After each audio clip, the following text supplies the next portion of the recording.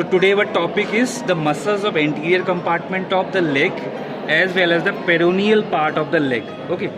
So if we're talking about the anterior compartment of the leg muscles, there is 5 muscles. First is the tibialis anterior muscle. So you can see here, this is the tibialis anterior muscle, and this muscle takes origin from the upper 2/3 part of lateral surface of the tibia, the distal part of the lateral condyle of the tibia, and it get insert over the medial surface of the medial cuneiform bone.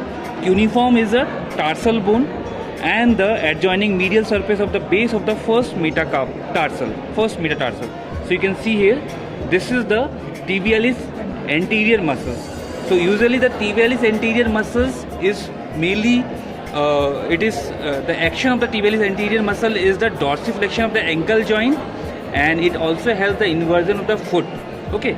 Now after this muscle, you can see here, this is the another muscle, and this muscle is known as the extensor hallucis longus. So this is the extensor hallucis longus, and this extensor hallucis longus muscles takes origin from the medial 2/4 of the posterior part of anterior surface of the shaft of the fibula, adjoining part of the interosseous membrane, and it get insert over the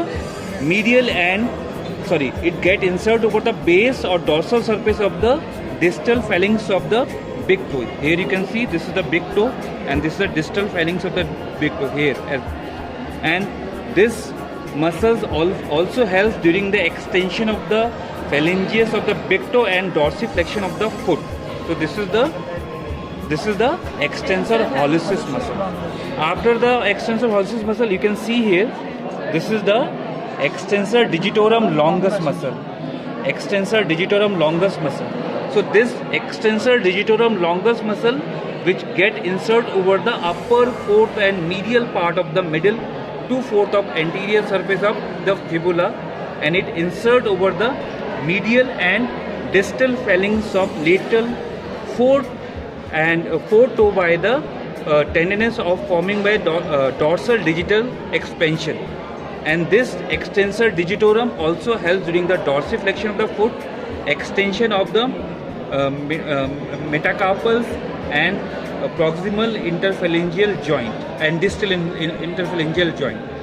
Now here we have a peroneus tertius muscle above. This is the small fiber over the superiorly. You can see here, this is the peroneus tertius, and this peroneus tertius muscle takes origin from the lower 1/4 of the anterior surface of the fibula and insert over the dorsal surface of the base of the 5th metatarsal bone. Okay? This muscle also helps during the dorsiflexion. Then you can see here, this is the peroneal surface, and in the peroneal surface we have a peroneus longus muscle. And always remember, the peroneus longus muscle is a large, and it lies the superficial to the peroneus brevis. Here we have a peroneus brevis, this is the peroneus longus, this is the brevis. And this peroneus longus muscle takes origin from the upper 2/3 part of lateral surface of the head of the fibula. So here exactly head of the fibula is lies, and it insert over the lateral side of the first base of the first metatarsal bone. Okay, now deep to this peroneus longus muscle, this is the peroneus brevis muscle, and this peroneus brevis muscle is a small, and it takes origin from the lower 2/3 part of lateral surface of the fibula, exactly from here deep to this muscle. This is the fibula bone, and it get insert over the styloid process of the lateral side of the base of 5th metatarsal bone. Remember, during the osteology class, I have told you the 5th metatarsal bone has a styloid process. So exactly this styloid process, it get insert, and both this muscle which helps during the eversion of the foot. Okay, so this is about the muscles of anterior compartment of the leg as well as the peroneal part of the leg muscles. Thank you.